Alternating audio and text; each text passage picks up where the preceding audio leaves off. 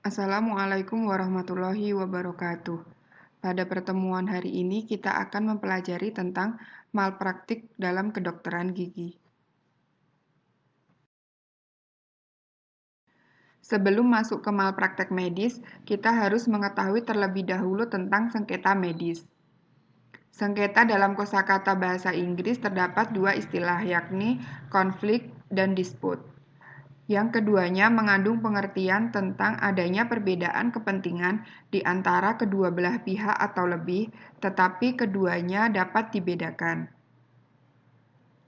Konflik sudah diterjemahkan ke dalam bahasa Indonesia yaitu konflik, sedangkan dispute dapat diterjemahkan dengan arti sengketa. Konflik adalah sebuah situasi di mana dua belah pihak atau lebih dihadapkan pada perbedaan kepentingan, tetapi tidak dapat berkembang menjadi sebuah sengketa apabila pihak yang merasa dirugikan hanya memendam perasaan tidak puas dalam hati. Konflik berkembang atau berubah menjadi sengketa apabila pihak yang merasa dirugikan telah menyatakan rasa tidak puas, baik secara langsung kepada pihak yang dianggap merugikan atau kepada pihak lain. Hal ini berarti bahwa sengketa merupakan kelanjutan dari konflik yang tidak dapat terselesaikan. Sengketa medis terjadi ketidakpuasan pasien terhadap layanan dokter atau rumah sakit atau tenaga kesehatan lainnya sebagai akibat dari, yang pertama, semakin tinggi pendidikan rata-rata masyarakat sehingga membuat mereka lebih tahu tentang haknya dan lebih asertif. Kedua, semakin tingginya harapan masyarakat kepada layanan kedokteran sebagai hasil dari luasnya arus informasi. Ketiga, komersialisasi dan tingginya biaya layanan kedokteran sehingga masyarakat semakin tidak toleran terhadap layanan yang tidak sempurna. Dan keempat, provokasi oleh ahli hukum dan oleh tenaga kesehatan sendiri.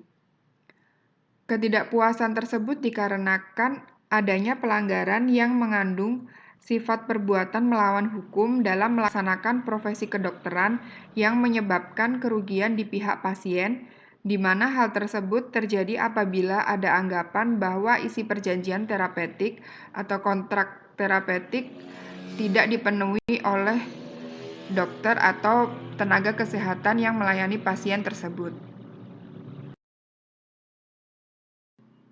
Ciri-ciri sengketa medis antara lain adalah sengketa terjadi dalam hubungan antar dokter dengan pasien. Objek sengketa adalah upaya penyembuhan yang dilakukan oleh dokter terhadap pasien. Pihak yang merasa dirugikan dalam sengketa medis adalah pasien, baik kerugian berupa luka atau cacat ataupun kematian. Kerugian yang diderita pasien disebabkan oleh adanya dugaan kelalaian atau kesalahan medis dari dokter yang sering disebut dengan malpraktek medis.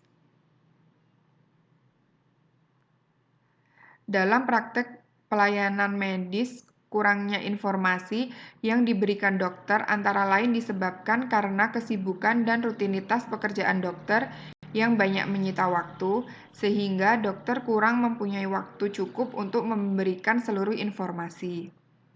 Di samping itu, banyaknya pasien yang harus ditangani menyebabkan dokter mengalami kejenuhan dalam memberikan informasi yang berlebihan, dan keadaan pasien yang sakit, baik fisik maupun psikis, menimbulkan kesulitan bagi dokter untuk memberikan informasi yang diberikan. Apabila diberikan terlalu banyak, dapat menimbulkan pasien menjadi takut atau tertekan, sehingga memperburuk proses perawatan dan penyembuhan atau bahkan kemungkinan penolakan pasien dapat terjadi. Adapun kurangnya pemberitahuan informasi dapat menyebabkan salah penafsiran pada diri pasien. Hal-hal lain yang dapat menyebabkan terjadinya sengketa medis dalam melakukan suatu tindakan medis dalam pelayanan kesehatan, seseorang dokter harus memenuhi persyaratan antara lain: 1. Adanya indikasi medis. 2. Bertindak secara hati-hati. 3. Bekerja berdasarkan standar profesi dan prosedur operasional. 4. Ada persetujuan tindakan medis atau informed consent. Malpraktek medis memiliki banyak definisi. Malpraktek medis adalah praktek dokter yang dilakukan tidak sesuai dengan ilmu kedokteran, menyalahi undang-undang atau kode etik kedokteran. Malpraktek yang pada hakikatnya adalah kesalahan dalam menjalankan profesi yang timbul sebagai akibat adanya kewajiban-kewajiban yang harus dilakukan oleh dokter. Malpraktek berasal dari kata mala yang artinya salah atau tidak semestinya, sedangkan praktek adalah proses penanganan kasus atau pasien dari seorang profesional yang sesuai dengan prosedur kerja yang telah ditetapkan oleh kelompok profesinya. Sehingga malpraktik dapat diartikan melakukan tindakan atau praktek yang salah atau yang menyimpang dari ketentuan atau prosedur yang baku. Dalam bidang kesehatan, malpraktek adalah penyimpangan penanganan kasus atau masalah kesehatan oleh petugas kesehatan sehingga menyebabkan dampak buruk bagi penderita atau pasien. Lebih khusus lagi bagi tenaga medis atau dokter dan dokter gigi, malpraktek adalah tindakan dokter atau dokter gigi terhadap penanganan pasien.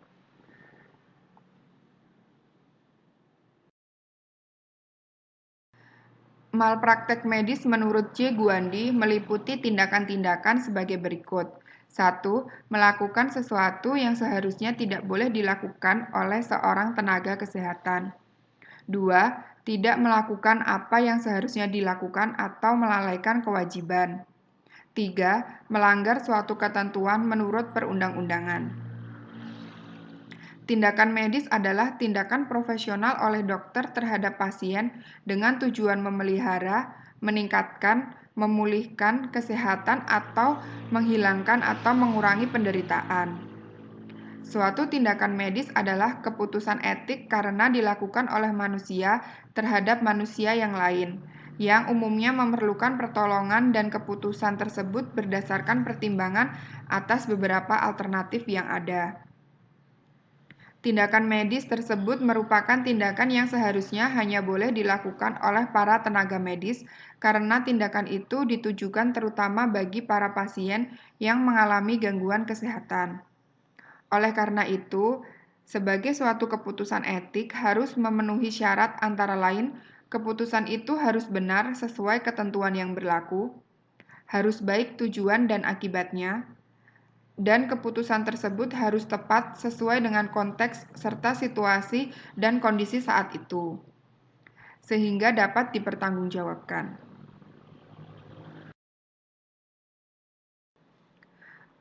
Malpraktek mempunyai arti lebih luas dari negligence atau kelalaian, karena dalam malpraktek selain tindakan yang termasuk dalam kelalaian juga ada tindakan-tindakan yang termasuk dalam kategori kesengajaan, seperti intensional, dolus, dan absichtlich, dan melanggar undang-undang.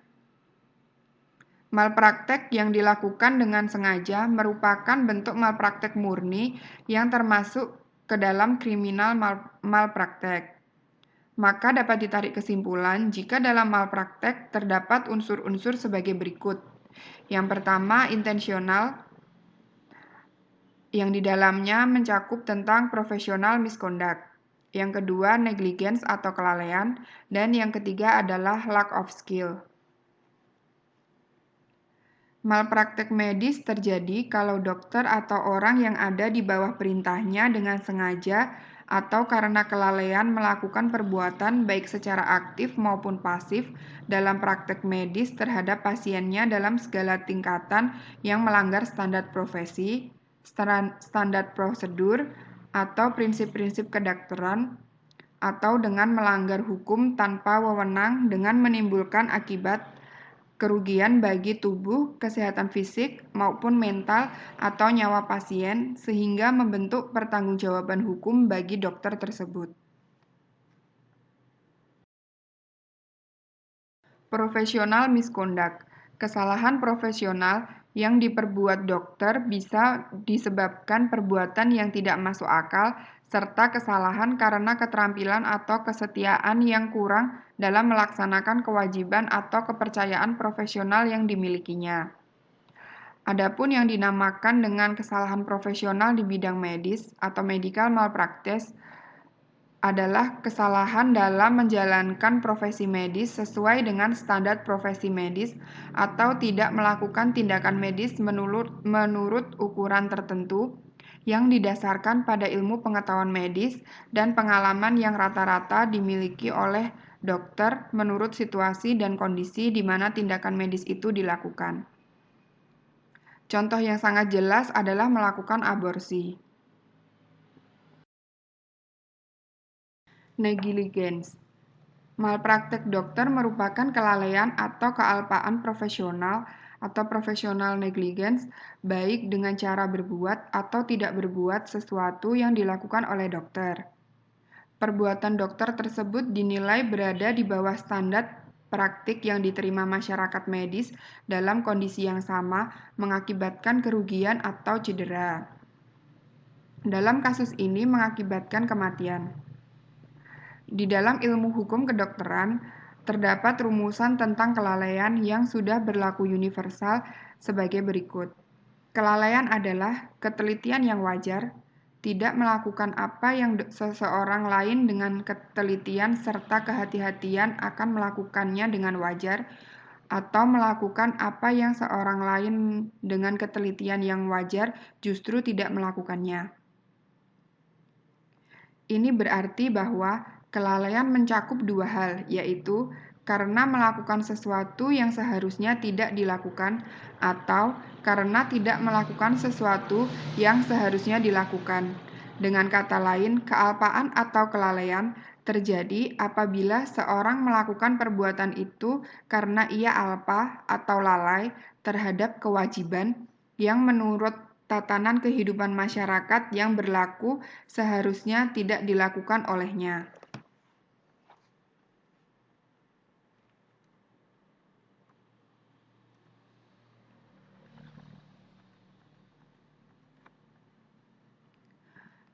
Kelalaian adalah sikap tindak yang oleh masyarakat dianggap menimbulkan bahaya secara tidak wajar dan diklasifikasikan demikian karena orang itu bisa membahayakan atau seharusnya membayangkan bahwa tindakan itu bisa mengakibatkan orang lain harus menanggung resiko dan sifat resiko itu demikian beratnya, sehingga seharusnya ia bertindak dengan cara yang lebih hati-hati.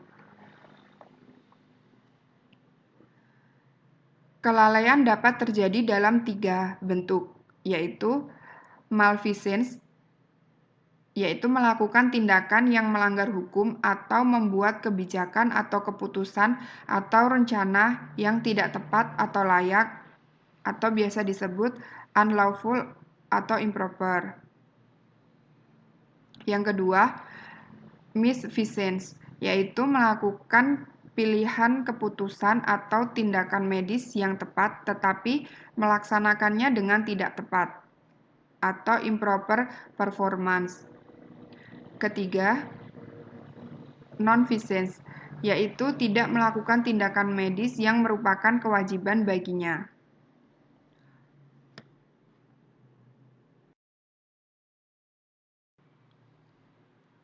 Menurut J. Gwandi, untuk menentukan ada atau tidaknya kelalaian medis harus memenuhi 4 unsur sebagai berikut.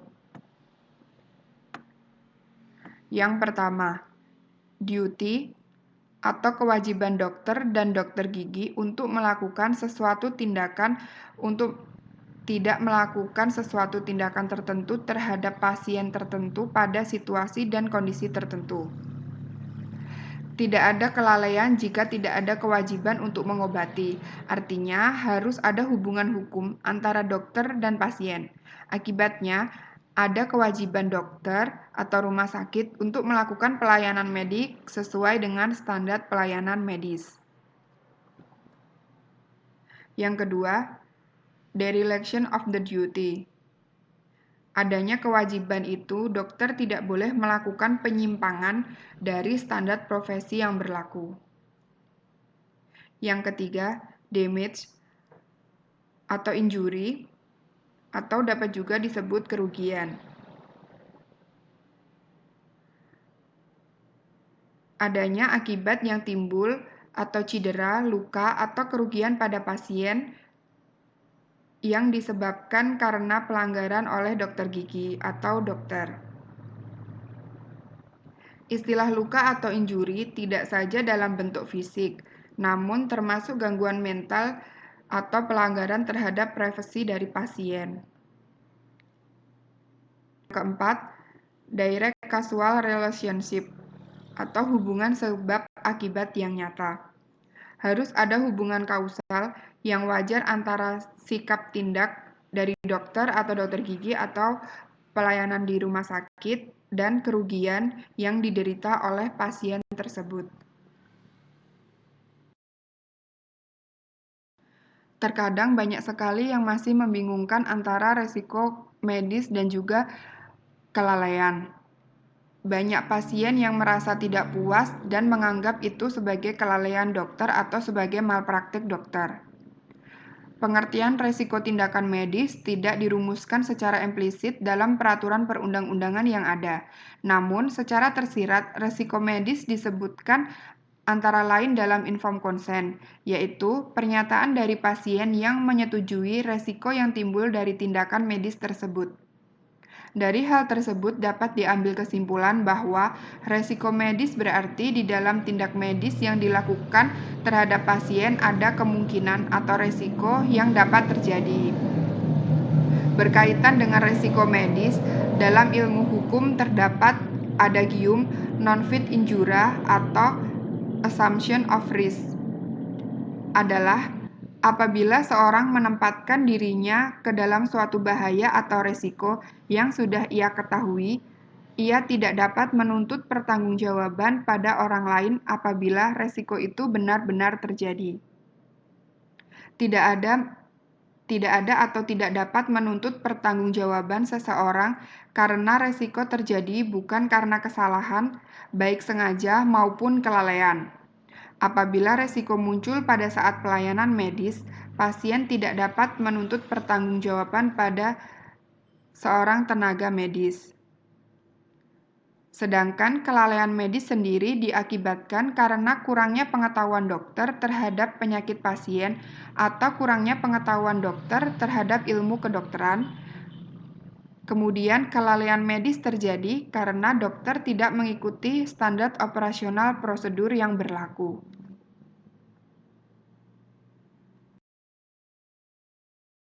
Lack of skill.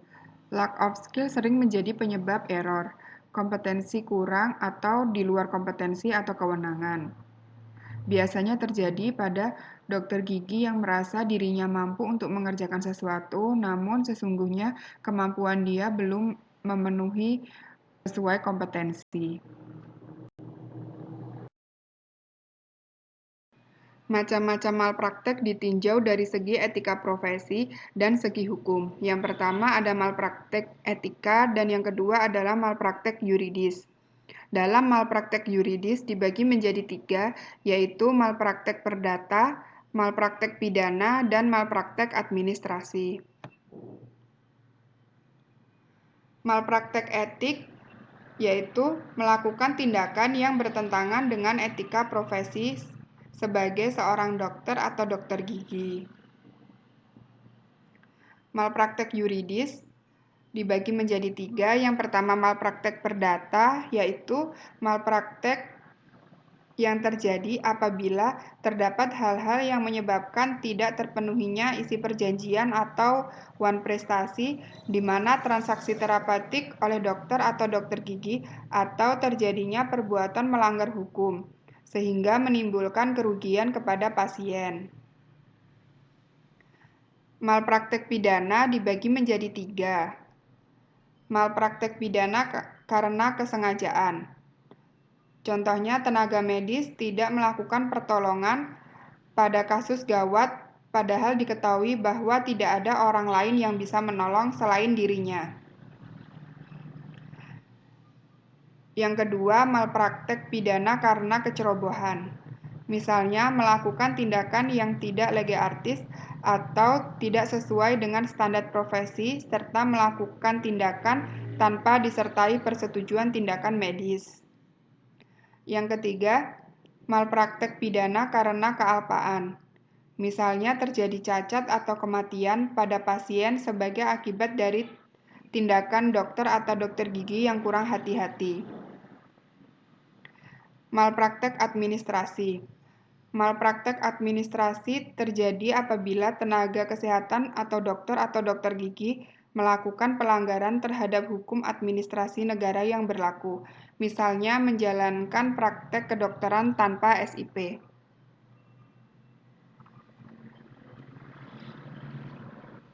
Dalam dunia kedokteran atau dunia medis, malpraktek etika seringkali disebut sebagai pelanggaran etika. Kemudian, seseorang atau orang awam atau tenaga medis lebih akrab dengan sebutan malpraktek, yaitu malpraktek pidana. Namun secara hukum, segala sesuatu yang salah dalam melakukan tindakan profesional dapat disebut sebagai malpraktek. Lalu bagaimana pertanggungjawaban hukumnya akan kita pelajari selanjutnya pada bagian aspek pertanggungjawaban hukum.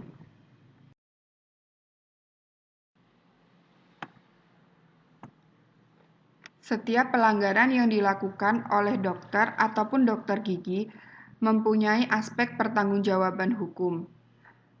Ada 3 aspek pertanggungjawaban hukum, antara lain adalah 1. Aspek administratif, 2. Aspek perdata, dan ketiga adalah aspek pidana. Aspek administratif.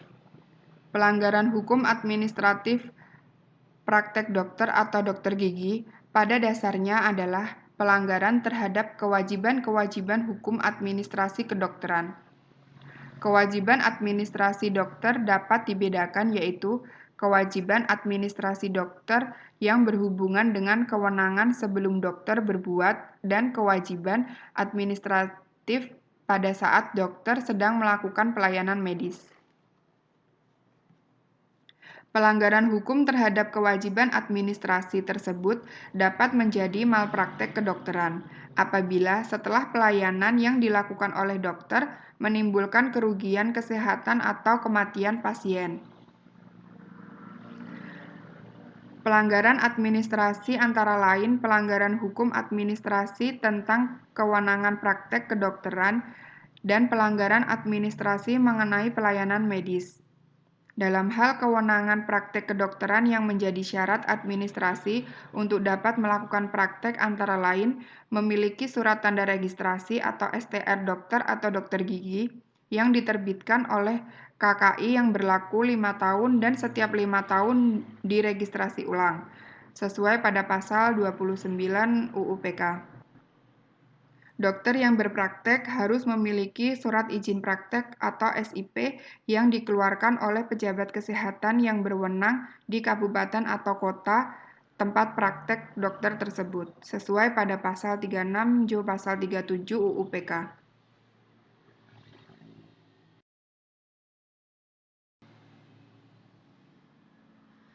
Pelanggaran administratif secara umum ada 2, seperti yang sudah disebutkan sebelumnya. Yang pertama, kewajiban administratif sebelum dokter melakukan praktek, dan kedua, pada saat melakukan praktek. Yang sebelum melakukan praktek seperti memiliki STR dan juga SIP. Kemudian yang saat praktek antara lain kewajiban pelayanan medis sesuai dengan standar profesi, standar prosedur operasional, dan kebutuhan medis. Kewajiban merujuk pasien ke dokter lain yang mempunyai keahlian atau kemampuan yang lebih baik. Kewajiban merahasiakan segala sesuatu mengenai pasien sesuai pasal 14, pasal 52, Jo 43 ayat 3 UU PK. Dan juga sumpah kedokteran.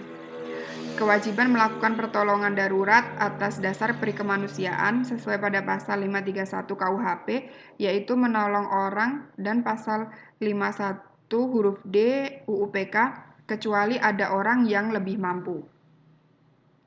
kewajiban menambah ilmu pengetahuan dan mengikuti perkembangan ilmu kedokteran, dan kewajiban memberikan penjelasan kepada pasien sebelum melakukan tindakan medis, sesuai pada pasal 45 ayat 1 UPK.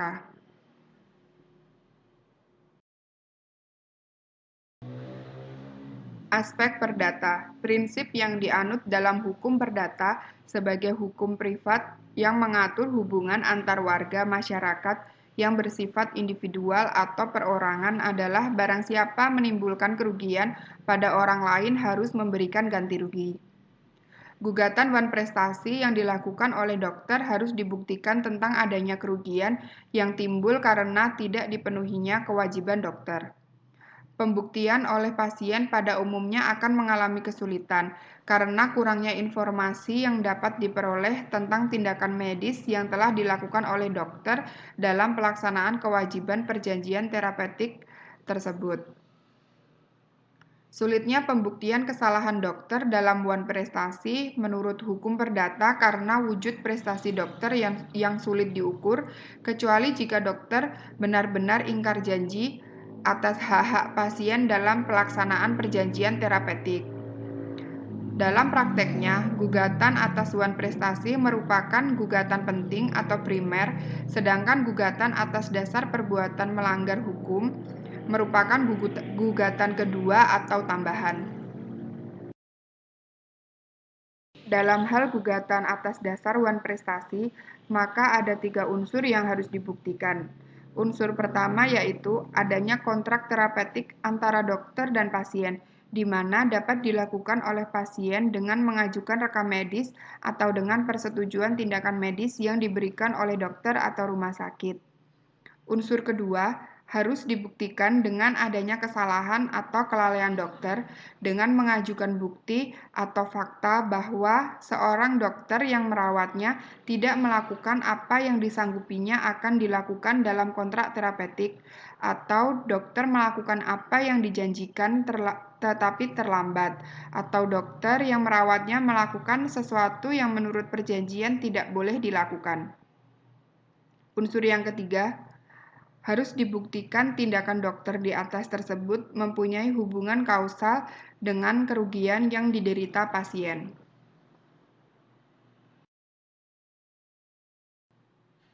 Seorang dokter baru dapat dikatakan melakukan perbuatan melawan hukum sesuai dengan ketentuan pasal 1365 KUH Perdata harus terpenuhinya syarat-syarat atau unsur-unsur. Gugatan berdasarkan perbuatan melawan hukum dapat dilihat dari model pertanggungjawaban yang diterapkan, yaitu pertanggungjawaban karena kesalahan yang bertumpu pada 3 asas sebagaimana diatur dalam pasal 1365, 1366, dan 1367 KUH Perdata. Yang pertama, setiap perbuatan melanggar hukum yang membawa kerugian kepada pasien atau kepada orang lain mewajibkan orang yang karena salahnya menerbitkan kerugian itu mengganti kerugian tersebut. Kedua, setiap orang bertanggung jawab tidak saja untuk kerugian yang disebabkan karena perbuatannya, tetapi juga untuk kerugian yang disebabkan karena kelalaian atau kekurang hati-hatian.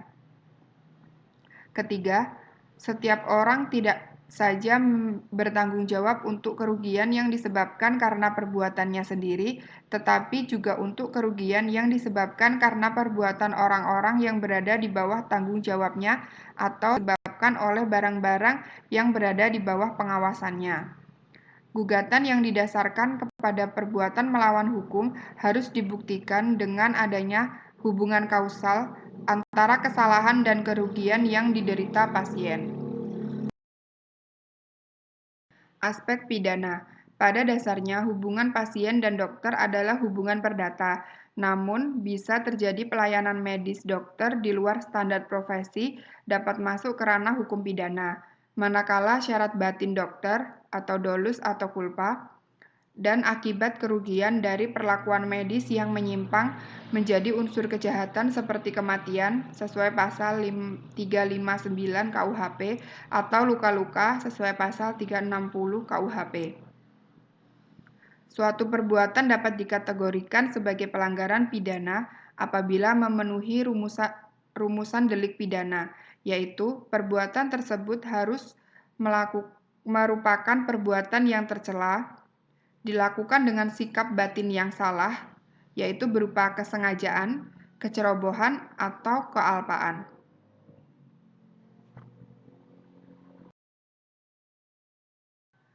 Pelanggaran dokter dapat diklasifikasikan sebagai perbuatan yang memenuhi aspek hukum pidana apabila memenuhi syarat-syarat tertentu dalam 3 aspek. Yang pertama, syarat dalam sikap batin dokter. Sikap batin adalah sesuatu yang ada dalam batin sebelum seseorang berbuat. Sesuatu yang ada dalam alam batin ini dapat berupa kehendak, pengetahuan, pikiran, perasaan, atau apapun yang melukiskan keadaan batin seseorang sebelum berbuat. Dalam keadaan normal, setiap orang memiliki kemampuan mengarahkan dan mewujudkan sikap batinnya ke dalam perbuatan-perbuatan. Yang kedua, syarat perlakuan medis. Perlakuan medis yakni wujud dan prosedur serta alat yang digunakan dalam pemeriksaan untuk memperoleh data-data medis, menggunakan data-data medis dalam mendiagnosis, cara atau prosedur dan wujud serta alat terapi, bahkan termasuk pula perbuatan-perbuatan dalam melakukan pasca terapi. Syarat lain dalam aspek ini adalah kepada siapa perlakuan medis itu diberikan.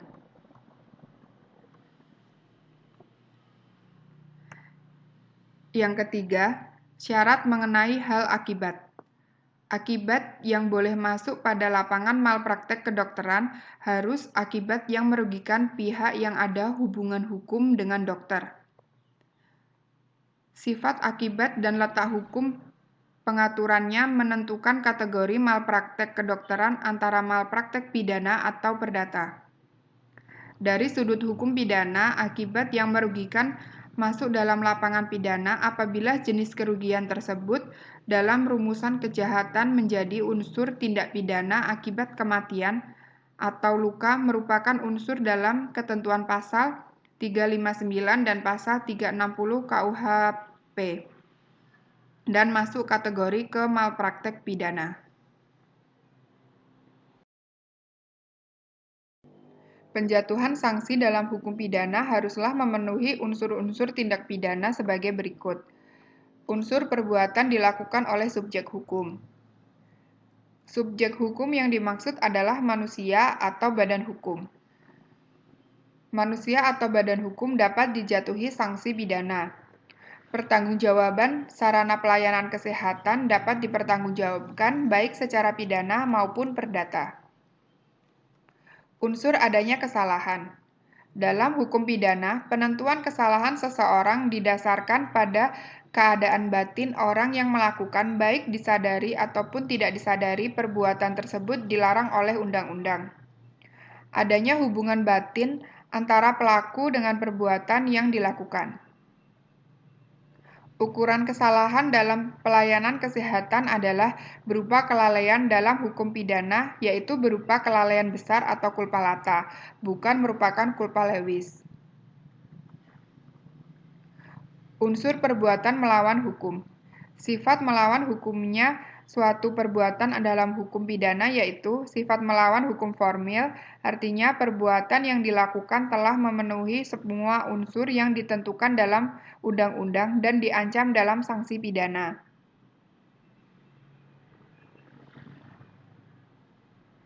Sifat melawan hukum ini dapat hapus pula berdasarkan ketentuan undang-undang.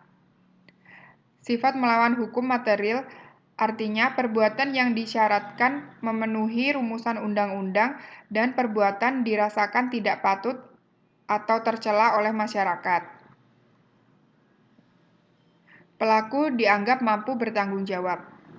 Pelaku haruslah orang yang dapat dipertanggungjawabkan menurut hukum pidana atau dapat menginsafi makna senyatanya perbuatannya. Perbuatan yang dilakukan dipandang patut, mampu menentukan niat atau kehendak dalam melakukan perbuatan. Tidak ada alasan penghapusan pidana. Dasar hukum penghapusan pidana yang dapat dipergunakan menurut KUHP antara lain menderita sakit jiwa, daya paksa, pembelaan diri karena terpaksa, melaksanakan ketentuan undang-undang, dan melaksanakan perintah jabatan.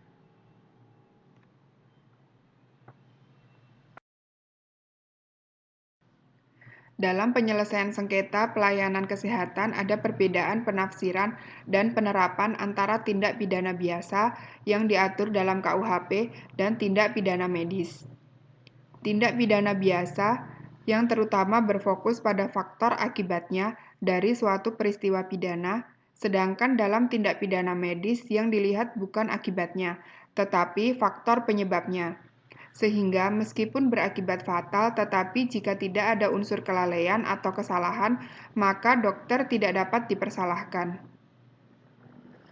Padahal dari sudut hukum pidana atau KUHP, penilaian sifat melawan hukumnya perbuatan dalam culpa lata medis harus dimulai dari akibat kematian atau luka, baru kemudian menilai pada tingkah laku medis dalam mengobservasi yang patut disalahkan dan tidak disalahkan.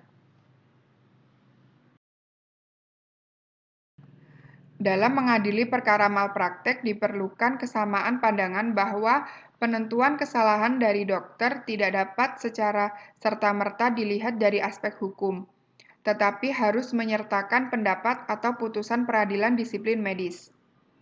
Hasil peradilan disiplin medis bisa merupakan atau bermakna sebagai kesaksian ahli. Terbukti atau tidaknya seseorang dokter telah melakukan kejahatan medis dapat menggantungkan dari putusan peradilan disiplin profesi dokter. Dalam peradilan pidana misalnya, unsur sifat melawan hukum yang harus dibuktikan secara formil dan material dapat diperkuat atau diperlemah oleh apakah suatu perbuatan juga melanggar peraturan disiplin atau etika sekaligus. Dalam rangka penegakan hukum terhadap malpraktek medis memang harus dilakukan secara sangat hati-hati, karena di satu sisi tipisnya perbedaan antara pelanggaran administrasi dan pelanggaran pidana, serta tipisnya pelanggaran antara kesalahan medis dan juga resiko medis. Demikian pembelajaran kita tentang malpraktek kedokteran gigi. Apabila ada salah kata, saya mohon maaf. Semoga ilmu ini bermanfaat bagi kita semua. Wassalamualaikum warahmatullahi wabarakatuh.